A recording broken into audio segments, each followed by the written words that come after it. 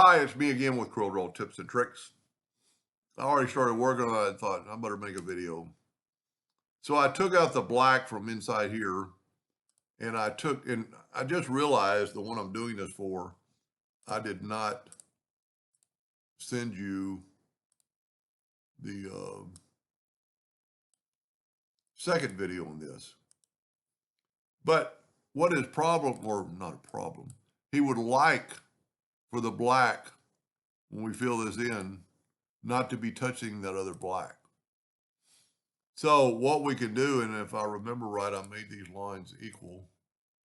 So I'm going to hold down the control button and make a perfect line, and I'm going to snap to that. And it's a line, so it snaps to the center. So what we're going to do, once you've figured out, let me move these out of the way for a second. Once you've figured out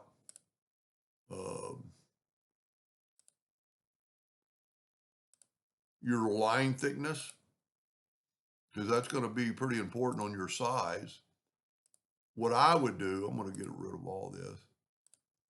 And I'm going to take this and go up to object and convert the outline to an object. It doesn't change anything, but the exception that now this line is going to snap because it's to an object on the outside. And thankfully I did do that right. So I'm going to have to zoom in here. I hit the plus key and made another copy of that line. The only problem is this inner part is so thin that I'm afraid if we take the black and not have it touch, there won't be enough room. It might look a little funny. And this will really help because I'll be able to do both of them at one time.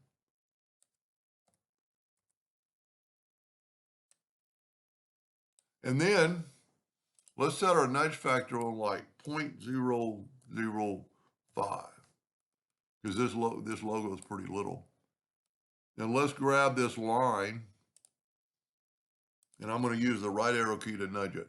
But see, then when I use the left arrow key and the right arrow key, there's not much room there, but it might look good on the cup. And thankfully I put these lines the same. So I'm using either the right or the left arrow key to make these bigger. And that'll work. So now what we need to do is we only have to do this area. That's going to be a little bit more difficult around that. We'll have to figure that out. But here's what I'm thinking about doing. Take our Smart Fill tool now and fill that in. Now it'll look a lot better when there's no lines.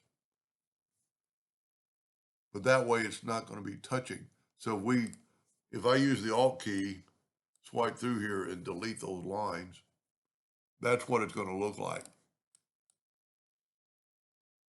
We basically will have to get rid of these lines, and we can do that last. We can just hit the line and delete these lines, but I'm going to need them, I think, for a second. Now I'm going to do this. I'm going to put those lines back, and I'm going to go ahead and do most of them.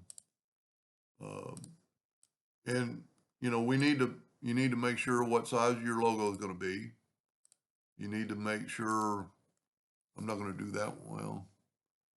I'm not going to, see, I'm going to have to do the same thing here. And I just realized I've lost my line for the other C. So what we can do, let's try this. Let's try taking the Smart Fill tool. Let's use a different color. And let's move that. I moved it one click, so I'm going to move it back. So now I'm going to move 2 inches. That's pretty far. And then go ahead and do that 2 inches.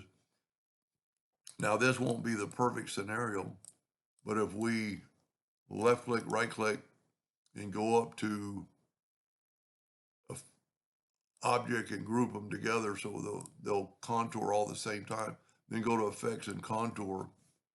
We can contour to the outside Boy, look, 0.05. And see, that's going to give us that space. But it's not going to, well, you know what? That might be the ticket. Let's just try that. Now let's change it back to black. We don't have to break the contour part. Whoop. What did I do? I hit that button twice on that one. There it goes.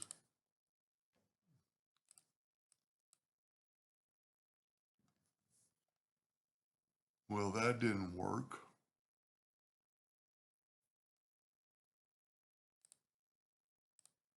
I did contour the outside. Well, you know what? That is an object. You know, that's fill. Let me try to do that again.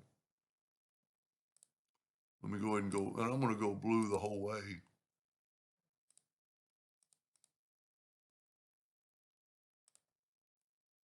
Let's do them individually this time. I'm going to left click, right click. I'm pretty sure 0.005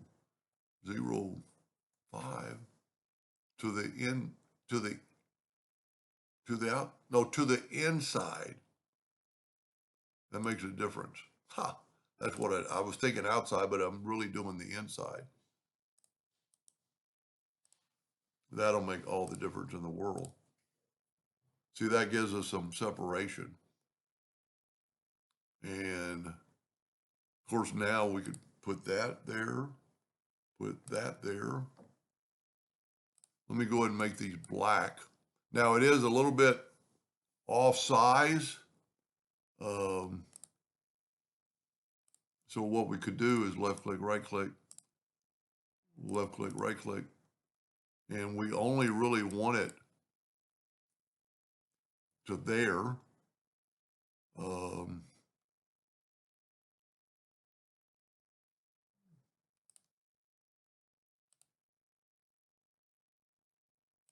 We can move that there. Move that up. See, that's going to give us some separation, but our C, now there's two lines there, and hopefully I'll pick the right one. And I did. And then, you know what? We don't need that separation there because we already got separation. So what we could do is take our shape tool and move that over there and move that over there. See, that's going to give us a separation. And we could actually do the same at the bottom. This might have been easier just to done it individually. I got a line there, but you know, it doesn't really matter because he's not cutting it. And then let's make it black. I know that looks pretty good. Change that to black, change that to black. Now we're going to need to do the same thing down here, and they're not equal. So I'm going to take my shape tool and just kind of put it there. Get my shape. You know, remember now I can just move that there and that there. And we could actually move that there, and that there. And the double line doesn't matter.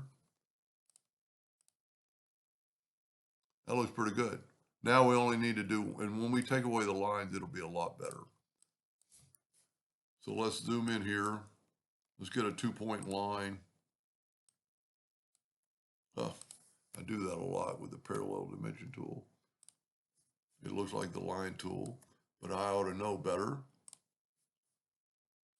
And then put that one there and see it snapped to it because we're not I just don't like it being so thin. Now I think we nudged 0.005. I'm going to take that and go down, take that and go. And you know, really maybe on this one you could do half of it. Now I've lost my line there. So I'm going to make an imaginary line for a second. Go from that node to that node, but use the 3-point curve line. A lot of work. I hope he's doing more than one cup. And then just fill that in. Now, we can hold down the Alt key and select all those lines. And because we made all those lines, except for this one, is still a line. Let's convert it to an object. He actually said something about that circle. Now let's select it all and right-click No Outline. And there's your logo. I do not like this. Two things you could do is make this line thinner. Test it on a scrap piece of wood. And look at well, I'll send you part 2. I think I had my nudge factor set on 2 inches. You always need to remember. Must have been 3. With nothing selected, change it to 3.